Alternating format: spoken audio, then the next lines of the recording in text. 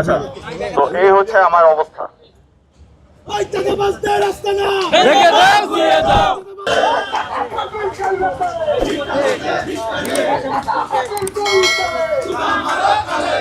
তোমরা সিংহের লেজে হাত দিয়ে সিংহকে জাগিয়ে দিতে চাও না, তাইলে সড়ক পরিবহন মন্ত্রী নিজেই চাঁদাবাজিকে গ্রহণযোগ্যতা দিয়েছে সমঝোতার মধ্যে দিয়ে। আমরা দেখতে পাচ্ছি একটা গোষ্ঠী চাঁদাবাজি সহ সকল প্রকার অরাজনৈতিক কাজ কারবারের সাথে যুক্ত হয়ে আছে।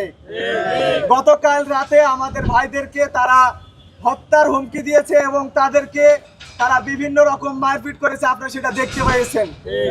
আজকের এই প্রোগ্রাম থেকে তাদেরকে জানিয়ে দিতে চাই, তোমরা সিংহের লেজে হাত দিয়ে সিংহকে জাগিয়ে দিতে চাও না, তাইলে তোমাদের ধ্বংস। আওয়ামী লীগকে যেই রকম করে এই দেশ থেকে বিতাড়িত করা হয়েছে, তোমাদের ধ্বংস হবে এর চেয়ে বেশি কঠিন এবং অবান্তর।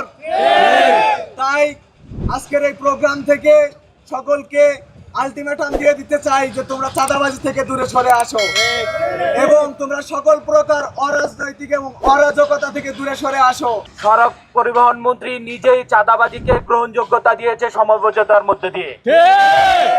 আজকে সেটা বাস্তবায়নের জন্য ফার্ম গেটের ফুটপাত যারা দখল করে নিচে, তারা চাঁদাবাজিকে প্রতিষ্ঠিত করার জন্য আমার ভাইদেরকে আঘাত করে তারা প্রমাণ করে দিয়েছে তারা চাঁদাবাজি এখানে প্রতিষ্ঠিত করতে চায়।